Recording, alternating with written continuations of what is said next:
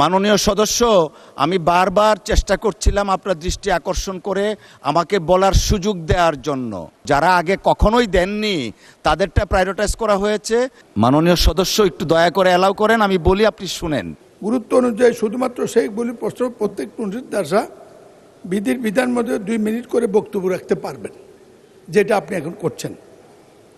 এটা আমি যতদূর জানতাম, এটা পঞ্চমবার সংসদে এটা ক্রমিক অনুযায়ী হবে। আমরা এই ক্রমিকটা পাওয়ার জন্য সকাল 10টা আসে লাইন দেয়।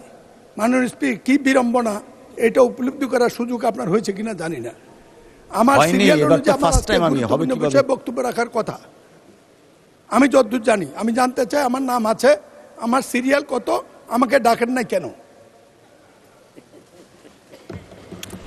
আপনার নাম আছে সিরিয়াল 16। আমি যতটুকু অফিস থেকে জানতে পেরেছি, যারা প্রথমবার দেন তাদেরটা একটু আগে যায়, যারা দ্বিতীয়বার, আপনি আজকে আগেও একবার বোধহয় দিয়েছিলেন, সেই জন্যই সিরিয়ালটা, আপনার সিরিয়াল হচ্ছে 16।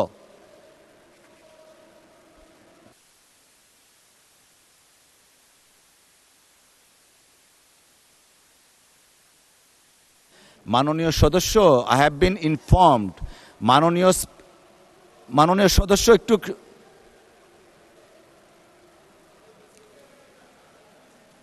বসেন। মাননীয় সদস্য, আমাকে একটু বলার যদি সুযোগ দিতেন দয়া করে। আপনি বসুন দয়া করে, সিনিয়র মেম্বার এই হাউজের। আমাদের আগের সাবেক একটা স্পিকারের রুলিং আছে, যারা প্রথমবার দেন তাদেরটা প্রায়োরিটাইজ হয়। যারা, মাননীয় সদস্য, আমি শেষ করি, একটু প্যাশেন্স রাখি আমরা।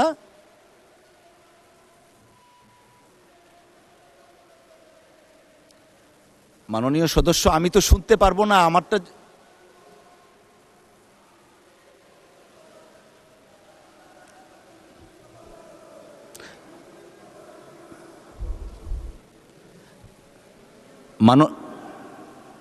মাননীয় সদস্য, একটু দয়া করে অ্যালাউ করেন, আমি বলি, আপনি শুনেন।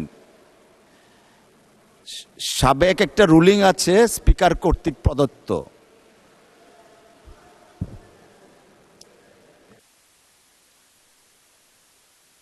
মাননীয় সদস্য, দয়া করে একটু বসেন আপনি, please. You are very respected and senior member of this house.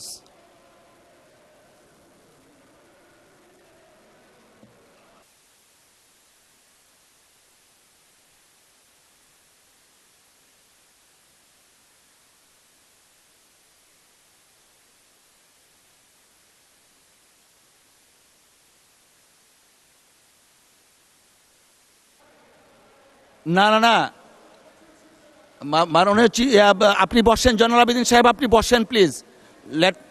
আপনি বসেন। মাননীয় সদস্য, আমি বারবার চেষ্টা করছিলাম আপনার দৃষ্টি আকর্ষণ করে আমাকে বলার সুযোগ দেওয়ার জন্য। আমি সুযোগটা চাচ্ছি। আপনি senior and respected member of this honourable house. 71 বিধিতে একটা রুলিং আছে সাবেক স্পিকারের, যে যিনি প্রথমবার দিবেন তাকে প্রায়োরিটাইজ করা হয়, যিনি সেকেন্ড টাইম, থার্ড টাইম দিবেন আস্তে আস্তে সেটাকে লোয়ার করা হয়। তো যারা আগে কখনোই দেননি তাদেরটা প্রায়োরিটাইজ করা হয়েছে। আপনারটা সহ যারা দ্বিতীয়বার দিয়েছেন তাদেরটা সেপারেট লিস্ট করা হয়েছে। অসংখ্য ধন্যবাদ।